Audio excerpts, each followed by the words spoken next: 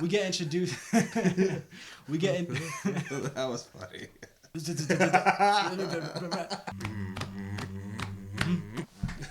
Let's ride.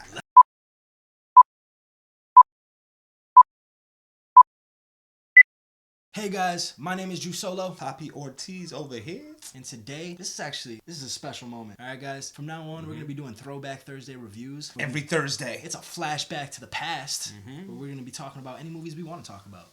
Anything. Anything that's in the past. Anything that's in the past, yeah. Throwback. I mean, we don't know what considers technically to be a throwback, but yeah, I mean, technically, like, Joker could be a throwback because it came out last year. It doesn't matter. But you know what I got. Guys, you know what we're talking about. I guess 5 years. We'll give it like 5 years. We'll do 5 years. Yeah, that's actually a good one. So yeah, this Throwback Thursday is kind of going to be a short little synopsis of what we saw in the movie. Not a real specific breakdown, but just a short little summary. And then we're going to talk about what we liked and didn't like about the movie. And today, the first one that we're starting off with, guys, we're going Wolf of Wall Street. And that's a personal and that's a fan favorite. One of my favorite movies of all time. Absolutely. Shout out to Martin Scorsese.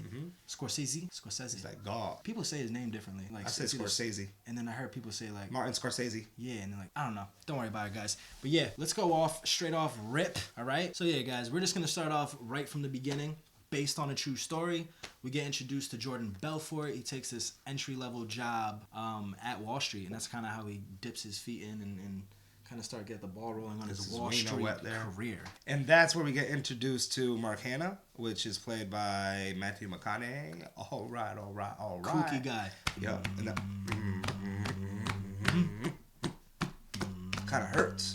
I don't know how he did this for like how many takes. And he was banging on this. He was. All I'm saying, to work on Wall Street, you just need a little bit of cocaine. But that's where we get introduced to him, and that's where he learns how to have sex and do drugs while making money and making it all about himself. Nothing better than that. Yeah. But then it tanks. Yeah, the firm tanks, and he has to go out on the street and find a job the old-fashioned way on a newspaper. I would never live in that era. But yeah, he finds a smaller firm, extremely small firm, that only works on selling penny stocks. And he gets introduced to penny stocks, which is a huge scam. Humongous. Well, especially when you do it the way he does. Absolutely. And shortly after that, he meets his partner in crime, Donnie, who is played by Jonah Hill, who is probably the best role he's ever played. I was about to say, that was actually the first role outside of Superbad, because I like Superbad, but it's still like the comedy lane. That was like the first role I was like, yo, Jonah Hill can act. Yeah, he can. Like, he can really act. Yeah, and he's acting with Leo, so it's like, whoa. Yeah, he definitely goes back and forth and does a phenomenal job. But yeah, then he goes out and he has the idea, after he meets Jonah Hill's character, to go start his own firm. And what is it called, guys? Drum roll, please. Stratton and Oakmont. It's an amazing name. It's Stratton Oakmont. Stratton Brook. No. Yeah, Stratton Oakmont. Stratton Oakmont, yeah. Yeah, so then after he meets Jonah Hill, he goes out there, gets the idea to form his own firm called Stratton and Oakmont. And from then on, he teaches everybody his aggressive pitch to go out there and get new clients. And boy, does it work. He even has a whole script. Yeah, it's great. I love it. Great stuff. Yeah, they make money, but then it also draws attention. And they end up drawing attention by being on the cover of Forbes. And that's where he gets his title, The Wolf of Wall Street. And his business really starts to get huge. Moves into the big boy offices. Yeah. And as he continues to get bigger and bigger and more noticeable, he has to find different ways to hide his money. And he does that with his beautiful wife's aunt. It was his aunt, right? Yeah, it was her aunt. Yeah, Naomi. They're taping money onto her chest, under titties, legs. They're flying it. No, yeah, they're bringing that overseas. Good Lord Jesus. Yep, he decides to hide his money overseas. It's the best way to save his money, because he understands that the FBI is watching him. Yeah, shortly after that, he gets arrested. After that, he shortly sobers up, and he's kind of back. He's doing more public speaking.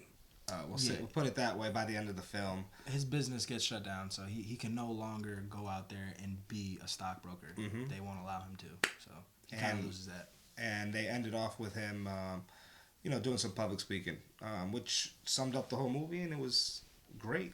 Yeah, and listen, guys, overall, like, It's really a 3-hour epic. It's 3.5 hours. Martin Scorsese does an amazing job. It's a real 3-hour epic, and you really get delved into this whole life of stockbrokering and how dirty and sleazy it could be.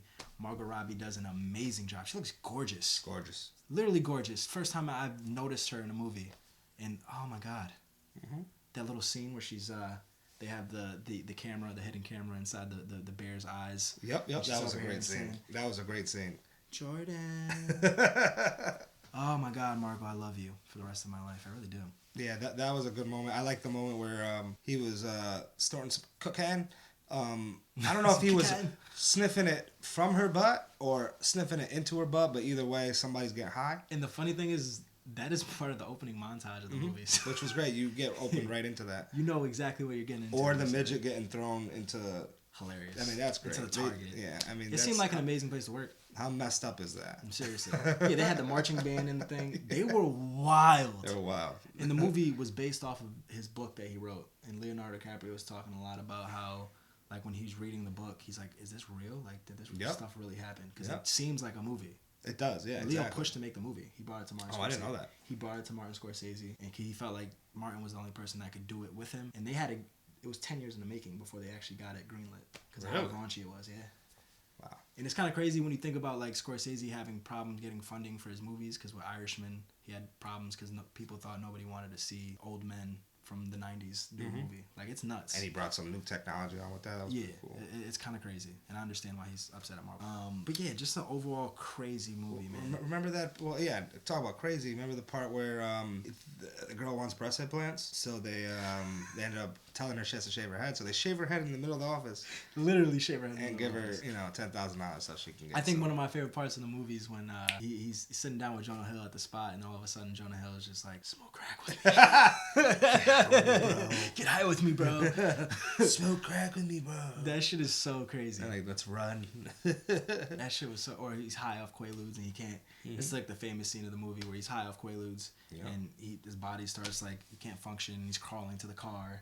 It's super crazy movie. Out of this world. Just an overall fun time, guys. It's a roller coaster.